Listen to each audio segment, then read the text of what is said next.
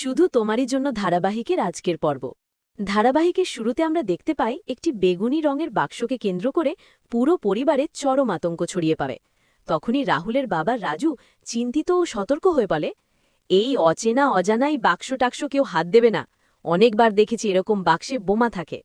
তখন পিসি ঠাম্মা ভয়ে কাঁপতে কাঁপতে বলে, ওরে বোমা। পরক্ষণেই কান্নায় ভেঙে পড়ে অসহায়ের মতো বলে, ওরে বুলুলে, আমাকে ফেলে কোথায় গেলি রে, আমি বাঁচব না রে। এদিকে রাহি অবাক হয়ে বলে, বাড়িতে কেউ কেন বোমা রেখে যাবে? তখন রাহুলের মা মেহান সন্দেহ ভরা গলায় বলে, তুমি জানো রাহুলের বাবার কত শত্রু আছে? পরক্ষণেই রাহুলের ভাই উত্তেজিত হয়ে বলে, তাহলে বোমা স্কোয়াডকে খবর দিই। তখনই রাজু তাড়াহুড়ো করে বলে, ফোন বাইরে গিয়ে করো, সবাই ঘর খালি করো, পালাও। ঠিক তখনই রাহুল এসে অবাক হয়ে বলে, কি হয়েছে, সবাই পালাচ্ছ কেন? তখন রাহি যুক্তি দিয়ে বলে, এটা বোমা নাও হতে পারে, আমি খুলে দেখি। তখন রাহুলের ভাই ভয় পেয়ে বলে, আরে বৌদি এটা কি করছেন? কিন্তু পরক্ষণেই রাহুল দ্রুত বাক্সটি নিয়ে হালকা হেসে বলে, আরে এটা কোনো বোমা নয়, এটা একটা নতুন ফোনের বাক্স। তখন রাজু অবাক হয়ে বলে, ফোন? কার জন্য? রাহুল শান্তভাবে বলে, এটা রাহির জন্য এনেছি। তখন পিসি ঠাম্মা কটাক্ষ করে বিরক্ত হয়ে বলে, বউয়ের জন্য এত দামি জিনিস কিনলি, ভাই বোনদের কথা মনে পড়ল না? তখন রাহি শান্ত কিন্তু দৃঢ় কণ্ঠে বলে, আমার কিছু লাগবে না, আমি নিজে কিনে নিতে পারব। পরক্ষণেই রাহুল একটু ঠাট্টা করে বলে, এমন ভাব করছো যেন নিজে রোজগার করো। তখন রাহি আত্মবিশ্বাস নিয়ে বলে, হ্যাঁ, সামান্য হলেও করি। তখন রাহুল একটু নরম হয়ে বলে, আমি কিছু দিলে ফেরত নিতে হয় না।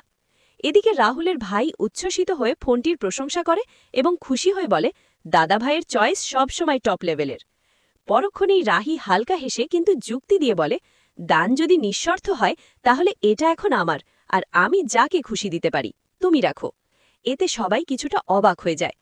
অন্যদিকে আমরা দেখতে পাই রাহির মা, মাসি ও ভাই মিষ্টি ও উপহার নিয়ে রাহুলদের বাড়িতে যাওয়ার প্রস্তুতি নিচ্ছে। তখন রাহির মা একটু চিন্তিত হয়ে বলে, সব ঠিকঠাক হলেই ভালো হয়। রাহির মাসি দুশ্চিন্তা করে বলে, কপালে কি আছে কে জানে।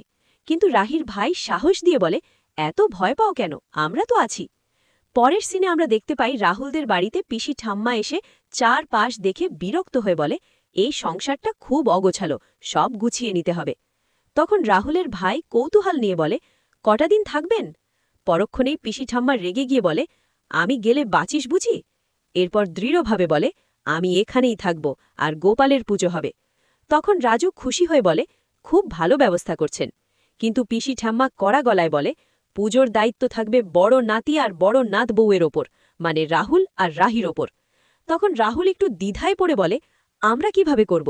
কিন্তু রাহি শান্তভাবে আত্মবিশ্বাস নিয়ে বলে, আমি পুজো দিতে জানি।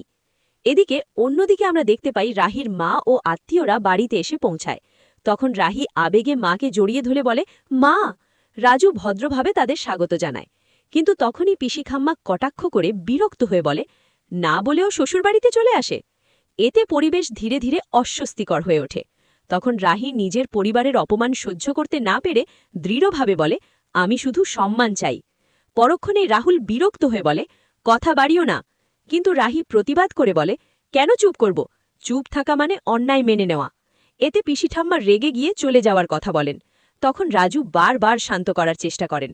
পরক্ষণেই রাহি নিজের অবস্থান বোঝানোর পর কিছুটা নরম হয়ে বলে, যদি ভুল হয়ে থাকে তাহলে আমি ক্ষমা চাইতে প্রস্তুত। তখন পিসিঠাম্মা ধীরে ধীরে নরম হয় তার সাহসের প্রশংসা করেন। তখন রাহি দৃঢ়ভাবে বলে, সবাই শুধু লক্ষ্মী হয় না, প্রয়োজন হলে চণ্ডীও হতে হয়, পরিবারের সম্মানের জন্য দাঁড়াতে হয়। এই কথা শুনে পিসিঠাম্মা ভেতরে ভেতরে মুগ্ধ হয়ে যান। শেষ সিনে আমরা দেখতে পাই পিসিঠাম্মা আবেগ নিয়ে রাহিকে সংসারের দায়িত্ব তুলে দেন। তখন তিনি চাবির গোছা ও নিজের চুড়ি খুলে দিয়ে বলেন, এই চাবি কোনো দরজা খুলবে না, কিন্তু দায়িত্ব খুলবে, এই পরিবার আগলে রাখতে হবে।